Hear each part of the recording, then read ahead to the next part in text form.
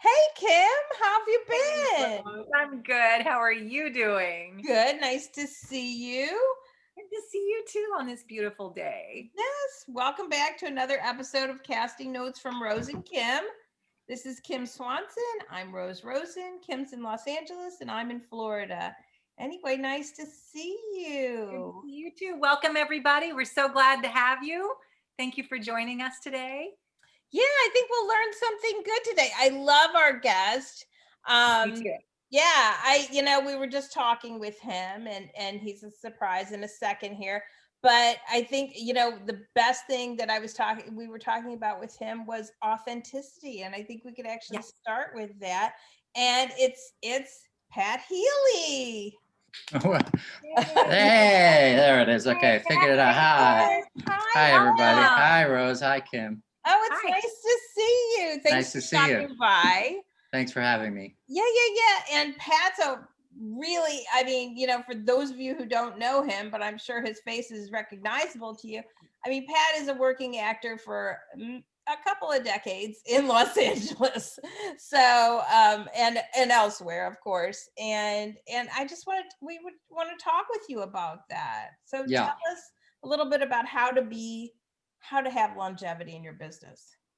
Well, I mean, I started in the theater, but I haven't done theater in a long time. I went to school for theater acting and in Illinois and was lucky enough to get an internship at Steppenwolf Theater in Chicago. So that was really kind of the first lesson because there were very famous people that I really looked up to that were there all the time.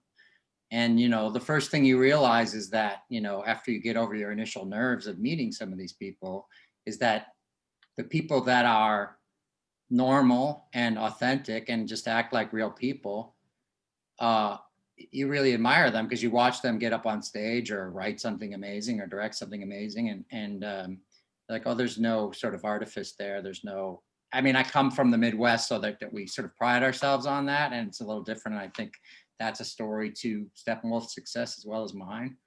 But it also took a lot of the mystique out of the business for me. It really humanized it, and it really made it not seem this impossible goal, because I saw that these people were authentic, real, normal people like myself that were very successful.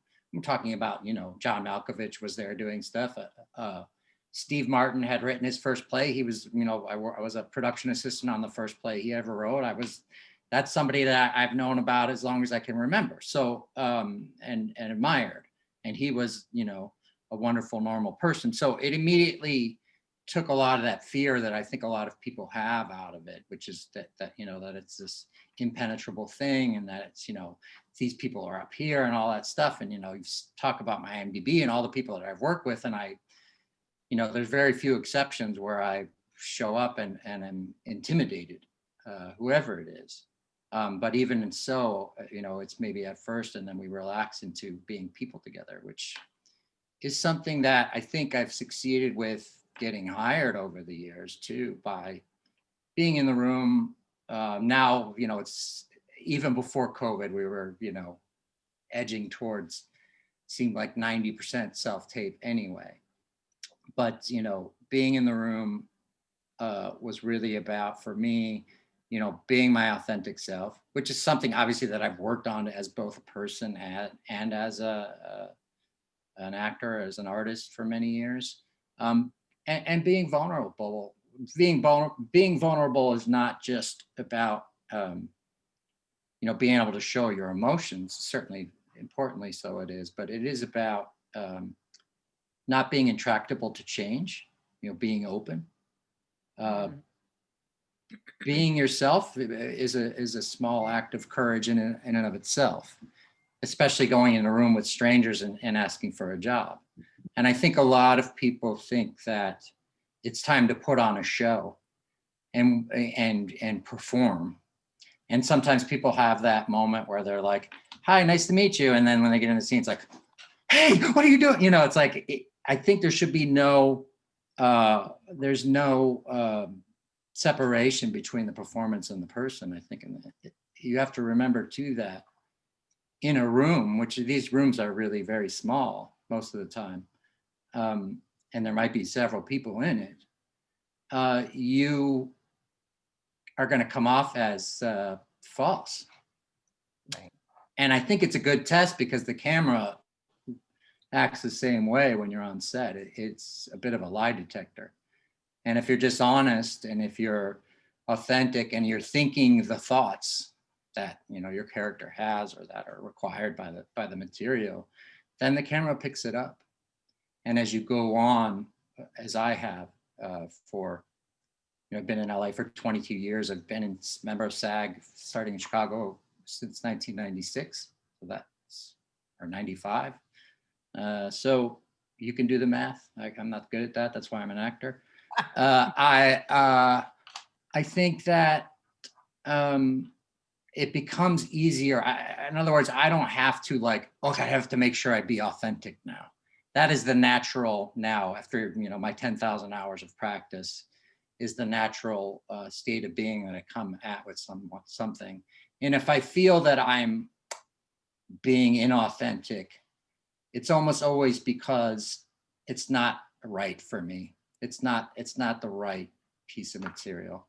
No, but what if you have to play a serial killer? I mean, I'm imagining that's not true for you. No, I suppose what I mean is if I were to have to play, I'm a generally middle class person, and I am not terribly I don't speak like someone from Juilliard. So if I were to have to play an old money person who is, gives, these big speeches and things like that, sometimes might not be something that I could try to find my way inside that. But I think externally, it just might not be right. Just when you see an actor and you're just they're great, but they're just not this character, and you can't, beat yourself up for that. You aren't. Something like a serial killer could, unfortunately be closer to something I could play because, there are always analogies to someone who is suffering in some way. Right. And, I have, suffered, both as a human being and in this very difficult career that I've chosen, which, as you mentioned, has been long, but not always easy, and including now. But I could find some connection there to a darkness, I suppose. And I can play very nice and kind people. I mean, I've gotten so many compliments about this movie Run that I did with my friends Anish and Sev, which is on Hulu, because they know me and they're my friends and I've worked with them, they cast me as this kind, benevolent, sort of the hero of the movie. And, no one's saying, oh God, he always plays these creepy characters or whatever, they love the character. And it didn't feel like any kind of reach at all. There are people who see me in these roles that like a killer or, a weirdo or, sometimes people say, well, you were so creepy in that, and thinking that it's a compliment to me. And I'm never complimented by that or scary. It's actually a lot farther from me, but maybe the internal mechanisms are connected to that more in some way, rather than I'm probably not going to play, someone who's just eternally joyful. Tell us a little bit about what it's been like. I know you've been working through COVID, which not everybody can say that. So thankfully you've had a decent amount of work. So tell us, from an actor's perspective and a production's perspective to those who haven't gotten out on set, what it's like. Well, this will sound strange, but I was remarkably fortunate in that I was on recurring on two shows simultaneously from late summer till March 10th, I think was my last day on set. So 2 days later was when the shutdown happened. I was in a car accident right around that time, and I was pretty hobbled. So it was nice to be able to, at first, several months, just focus on my recovery.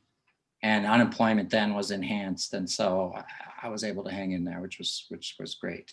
And then, sort of just as I was starting to heal, and the unemployment was running out, I got an offer to do an independent film in Michigan, which was something that some people that I worked with before in another capacity, and I liked the material a lot, and I liked the other actors a lot. And because it was in Michigan and I'm from Chicago, I was planning to go get out of here because none of my representatives thought that I needed to be in LA since so much of self-tape and everything. And I was really getting fed up with the way things are. A little better now, but they were really kind of intense then with everything going on, and live with my brother in Madison, Wisconsin, and his family.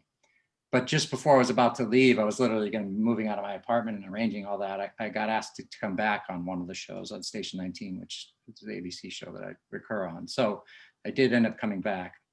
I will say that obviously something like Station 19, the mechanism and the money and the time is in place to be able to do things more quickly and more efficiently. That being said, they are having a difficult time because it just takes 2 to 3 times as long for everything, and a moment you'd never think about on a set, because we're in these zones and everybody's separated by zones, and then everyone is tested. If you're an actor in zone A, or people that are close to actors, you get tested every other day or every third day. I think other members of the crew are tested less, a few times a week. And, if we're doing a scene and there's a small light problem, all of the actors have to clear out and go to another room. Whereas like it used to be like, they could come in and clear the light. The makeup person could take the time to adjust your makeup. The hair person could take the time to adjust your hair. The wardrobe person, this could all happen within less than 30 seconds. Now could take a long time. Could take 30 minutes. It could take an hour. Crazy. And I was doing an independent film where obviously the resources were, less, and the time was less. The budget went up 25%. That's the other thing that's happening. And it's making people, I think, a little more skittish because we don't have insurance regulations in place yet. I'm told that's coming soon, but for COVID, for pandemics. Yeah, So, it's definitely a budgetary constraint without a doubt. Yeah. COVID. I've dealt with that in LA and in the Midwest, both. And it is incredibly taxing on the productions to move forward during this time, without a doubt.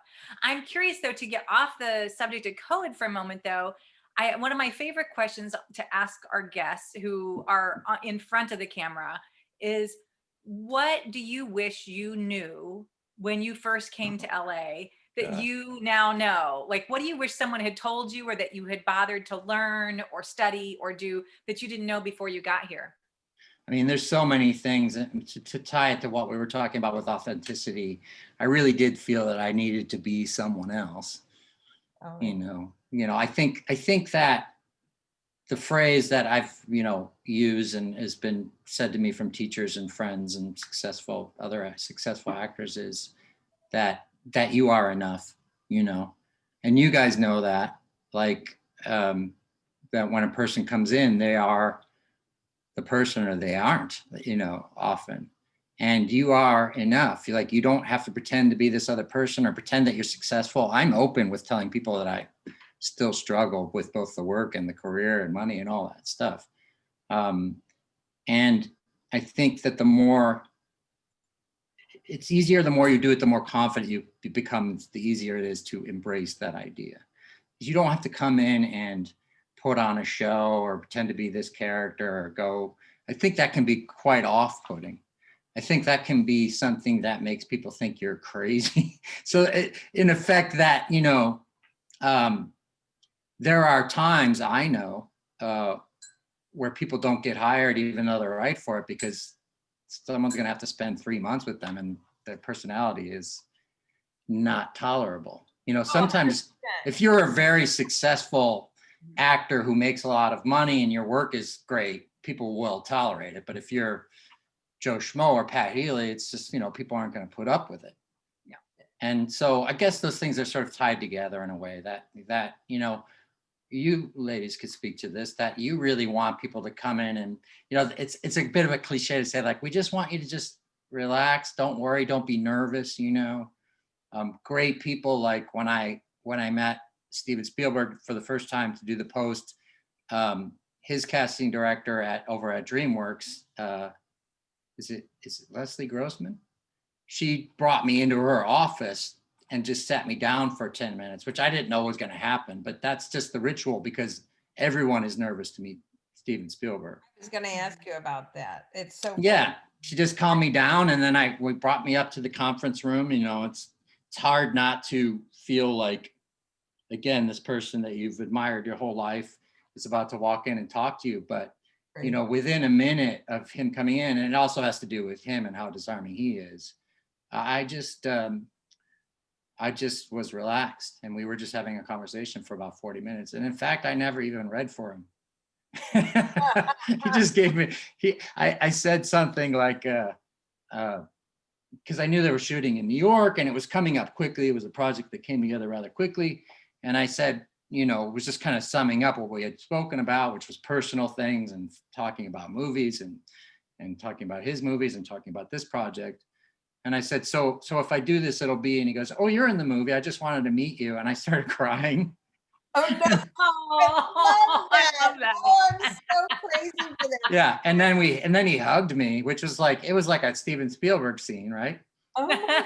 And then it was really funny because he left and I was still in the room. It's his conference room over at Amblin. And, like famously the Rosebud sled is in there that he bought at auction and things like that. But he left and I was in the room with Leslie, and she said, I've seen this happen so many times. So it was just like, again, another lesson of just like, I'm going to go and meet this person, and I'm just going to be myself, and he's going to hire me or he's not. In that case, he knew that he wanted me for the part, but he wanted to sit down and make sure I wasn't a weirdo or a crazy person. And actually we ended up having and to continue to have a great relationship because we're both movie nerds and we have a lot to talk about. And, he was very encouraging me because I had just directed my first feature that was premiering at Tribeca the next week. And so, he's been very encouraging to me about being a filmmaker and all these things. So then I worked on the movie with Tom Hanks and Meryl Streep and, et cetera, et cetera, et cetera, including some of my old friends from Chicago starting in theater days like Tracy Letts and his wife, Carrie Coon. And I never felt any pressure on that set. I always just felt very relaxed. There was one day, the first day when I sort of had to do a very precise technical thing that he wanted me to do. And, I had that thing that all actors have, which is, just rotating. I'm going to get fired. I'm getting fired. I'm getting fired. He doesn't like what I'm doing. It's just, no, he's very precise technically about what he does. But here I was with all of those people. And by day, one, I felt relaxed being around those people. And it never felt like, it's a little difficult to feel that way about Meryl Streep. I think any actor would say well, that. Now, but I don't know about you, Pat, but for me, I've always found that the bigger they are, the more welcoming and more encouraging they are. I attribute that to they don't feel threatened by you. And I think the people who behave badly towards you often feel threatened by you. And I think that also I was going to say, you said it, but, I think that's why they are where they are, in the first place, because, yes. I've worked with many, of the top people, and none of them are problems, but the people there's people I could give a crap about who are horrible because they're insecure. Yes. They think they should be Steven Spielberg or Tom Hanks or Meryl Streep. But they think they are already, and or they think they are. But usually it's like this, like they have a career. Usually those people are like they have a career any actor would envy. They work a lot, they make a lot of money, they have a good life. Maybe they're a lead on a TV show, but they think they should have been Tom Hanks or Meryl Streep or Steven Spielberg. And they're not, so they're somehow bitter. And you're like this person who's struggling to pay the rent. And you're like, how can you got to step outside of yourself for a second. You know what I mean? Right. Yeah. I found that's pretty universal. And, I think it's easy to forget that the term working actor, the operative word is working. Right. And when you're a consistently working actor, you are a success. Yes. You are the person so many others aspire to be. It's not about being famous. It's about doing good work and being able to do it consistently, which is exactly what you do. Yeah, You and know? I would say too, to be completely honest, like everyone, we all dream of being famous to some degree. And when we're younger, and that's something that I certainly wish I could have told myself, my younger self, because it doesn't matter. And it's often the people that I know that are really famous, that's probably the worst part of their life because they can't live their life. Right. And sometimes when you're on these sets, because it's protected and there's not paparazzi around and no one's there to stare at them like they're in a fishbowl, they can relax and be themselves. And that's often probably why they're that way. But, Right. So I want to say that it's okay if you feel that way. You don't need to feel guilty about it. We all are looking for love, in some way. And that's often what a quest for fame is, a reflection of some love that we've lacked, and it's usually unconscious. We're not aware of it, and it doesn't mean that your parents were bad or they did a bad job or your life has been terrible. It just could be lots of actors are very sensitive people and they feel those things very very deeply. All artists do. So yeah, I think that you then get to a place where either it's not happening and there's a crisis, you're not famous.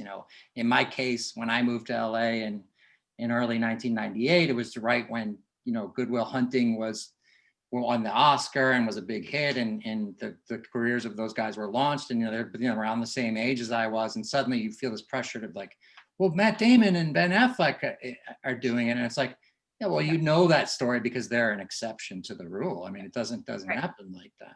Right. And so then you keep doing the work, as you say.